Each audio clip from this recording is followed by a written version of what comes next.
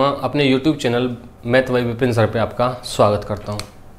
तो आज का जो पार्ट है वो है क्लासिफिकेशन ऑफ नंबर्स, संख्याओं के प्रकार।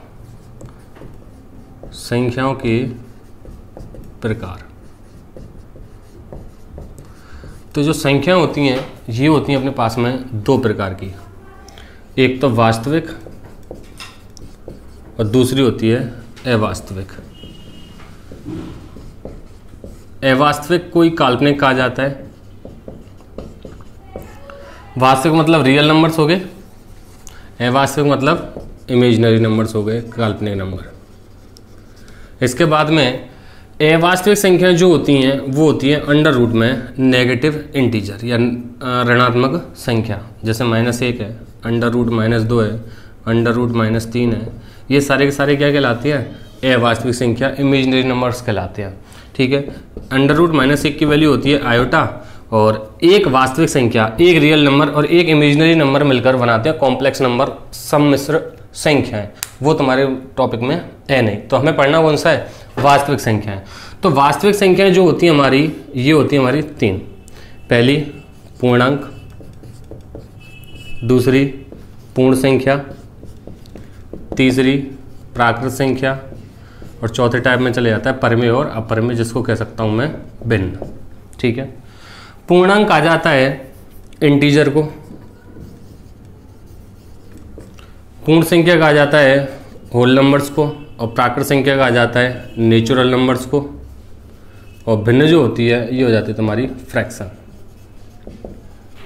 ठीक है, तो पूर्णांक जो होते हैं, अपनी जो नंबर लाइन होती है, संख्या रेखा जो होती है, उसमें बीच में 0 आता है, इधर पॉजिटिव नंबर आते हैं, डॉट डॉट डॉट, पॉजिटिव में इन्फिनिटी, इधर -1 -2 -3 डॉट डॉट डॉट, नेगेटिव में इन्फिनिटी।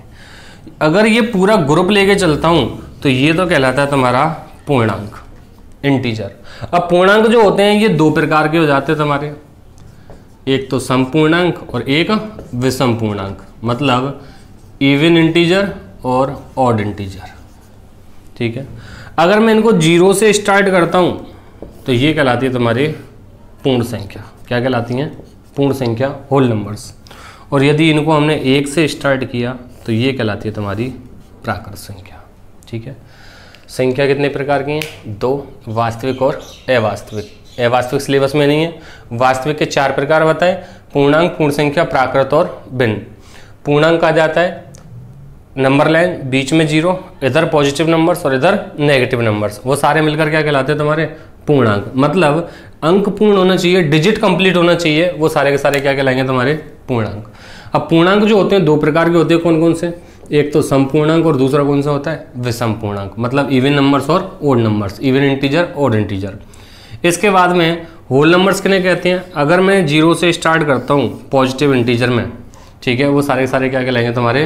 Whole numbers. और यदि मैं 1 से स्टार्ट करता हूँ तो ये कहलाते हैं तुम्हारे नेचुरल नंबर्स। ठीक है, फ्रैक्शन वो परमेय और अपरमेय, रेशनल और रेशनल वो लास्ट में पढ़ेंगे हम। अब बात आती है नेचुरल नंबर्स में से जो टाइप्स निकल के आती हैं वो कौन कौन से हैं?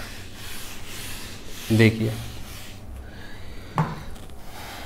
नेचुरल नंबर्स, प्राकृत संख्या कहाँ से स्टार्ट होती है हमारी? 1 से, 1 2 3 4 अप टू 100। तो सबसे पहला निकल के आता है इसमें अभाज्य संख्या। क्या निकल के आता है? अभाज्य संख्या, प्राइम नंबर्स। तो जो संख्या केवल स्वयं से विभाजित होती हैं और 1 से डिवाइड होती हैं वो सारी की सारी क्या कहलाती हैं? अभाज्य संख्या कहलाती हैं। ठीक है, जैसे 2 3 5 7 11 13 17 19 आगे बढ़ती हुई जाएंगी। अब पॉइंट्स आते हैं इसमें कि 1 से 50 तक कुल अभाज्य संख्या होती है अपनी 15। 1 से 100 तक कुल अभाज्य संख्या होती है हमारी 25। एक जो होती है ना तो अभाज्य, मतलब ना तो प्राइम नंबर होती है और ना भाज्य, ना ही कॉम्पोजिट नंबर होती है। ठीक है, ये क्या कहलाती है तुम्हारी? अभाज्य संख्या। अब आगे बात आती है इसमें, ऐसे भी पूछ लेता है कि ये अभाज्य संख्या है या नहीं है। तो एक एग्जाम्पल लेके चलते हैं हम। जैसे तुमसे बोल दिया कि बताइए 331 एक अभाज्य संख्या है या नहीं है। तो हमें क्या करना है, 331 से पहले वाली संख्या जो कि पूर्ण वर्ग हो, तो 331 से पहले जस्ट कौन सी हो जाती है, 17 का वर्ग 289 हो जाता है और 18 का वर्ग हो जाता है तुम्हारा 324। कितना हो जाता है, 324। ठीक है, 18 का वर्ग 324 हो जाता है।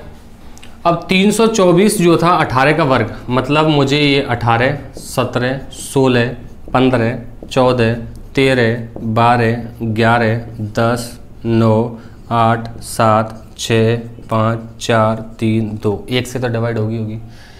अगर इनमें से किसी भी संख्या से ये वाली संख्या डिवाइड हो जाती है तो ये अभाज्य संख्या नहीं होगी, और डिवाइड नहीं होती है तो अभाज्य संख्या होगी। अब इनके लिए मैं तुम्हें डिविजिबिलिटी रूल पढ़ा चुका हूँ, अलग से वीडियो डाली हुई है डिविजिबिलिटी रूल की, भाजकता के नियम की। जिसने नहीं देखी है वो भाई एक बार भाजकता के नियम जरूर देख ले।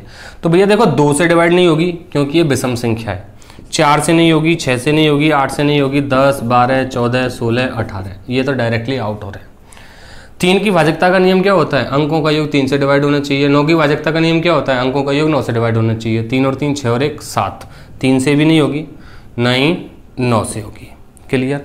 अब बचा कौन, 7। 7 की भाजकता का नियम क्या बताया था मैंने, इकाई अंक का 2 गुना शेष संख्या में से घटाने पर प्राप्त परिणाम यदि 7 से विभाजित होता है तो संख्या मूल संख्या 7 से विभाजित होगी। तो 31 डिवाइड नहीं होता है, 7 भी खत्म। 11 की भाजकता का नियम, 11 का 33, 1 बचता है, इससे भी नहीं हो रही। 13 से डिवाइड करता हूँ, 13 दूनी 26, 26 के बाद में कितने रिमाइंडर बच गया, 7, 71 हो गया। 13 से भी डिवाइड नहीं हुआ, 15 से डिवाइड होगी नहीं क्योंकि यूनिट डिजिट पर 0 या 5 नहीं है। अब बचा कौन, 17। अगर मैं इसको 17 से डिवाइड करता हूं तो 17 की भाजकता का नियम क्या बताया था, इकाई अंक का 5 गुना करके घटाना है। 1 का 5 गुना 5 कितना हुआ, 28। डिवाइड होता है क्या 17 से, नहीं होता। मतलब इनमें से किसी भी नंबर से ये डिवाइड नहीं हुई तो अतः मैं कह सकता हूं 331 जो है वो प्राइम नंबर है, अभाज्य संख्या है, ये आइडेंटिटी होती है। चलिए आगे एक पार्ट आता है अभाज्य युग्म,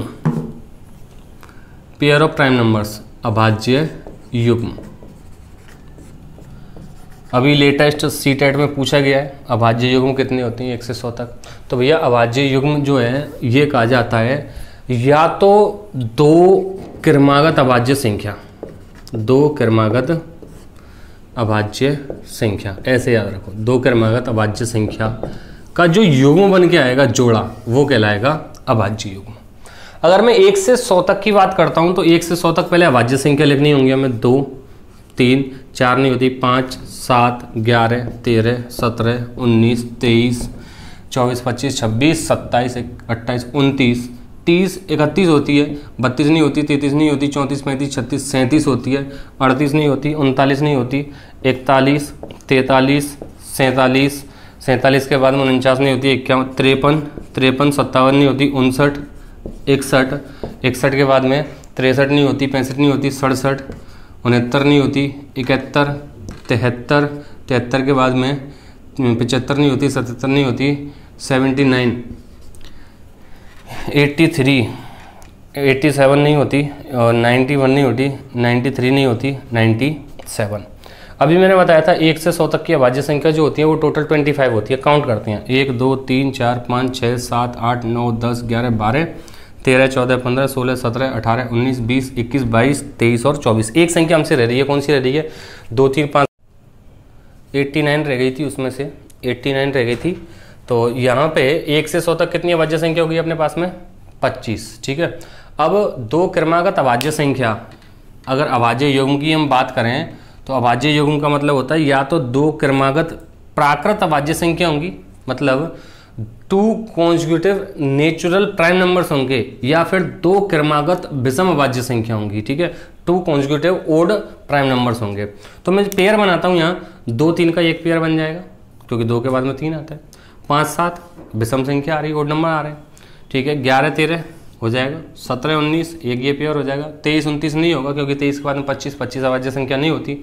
29, 31 हो जाएगा एक, इधर 41, 43 हो जाएगा, 47, 53, 53, 59, 61 हो जाएगा एक, और इधर 67 ये नहीं होगा, 71, 73 हो जाएगा एक, और इधर 79 ये नहीं होगा, ठीक है, 83 इस तरीके से।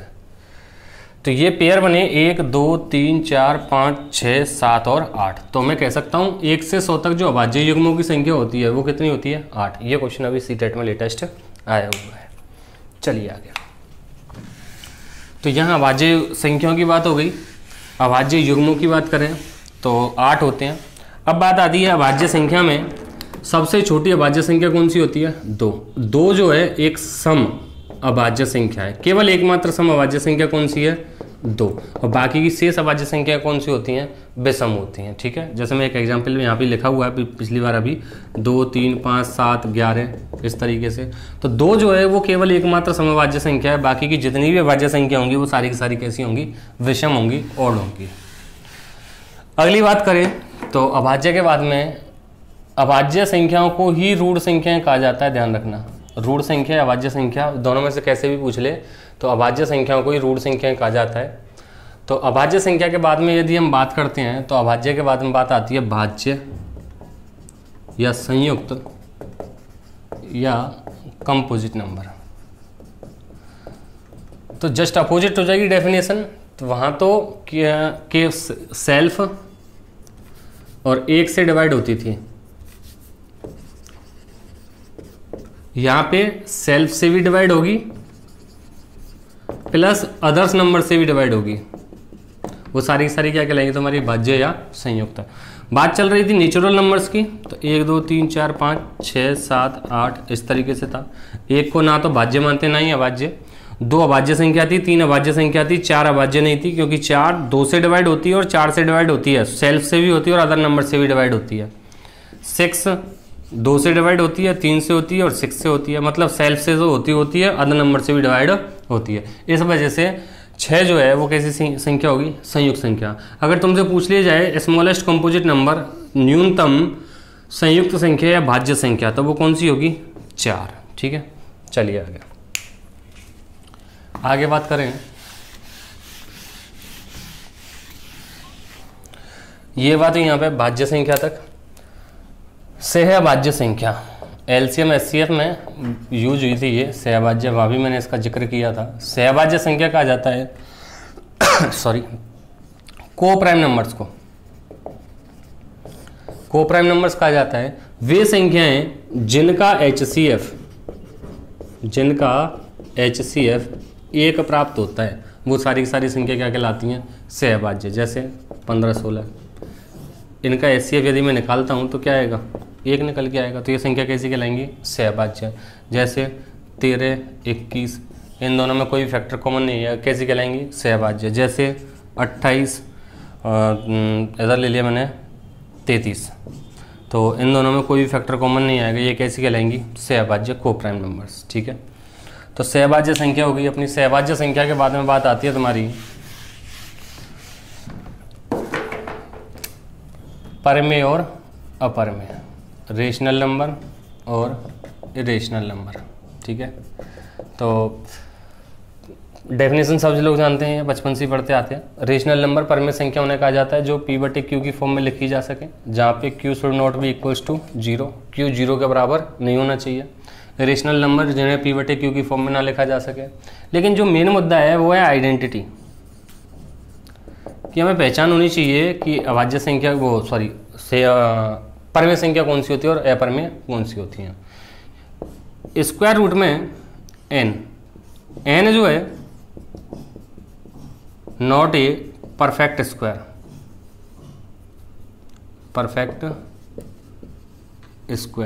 ठीक है। n जो है वो एक पूर्ण वर्ग संख्या नहीं है, तो ये सारी की सारी क्या कहलाएगी तुम्हारी?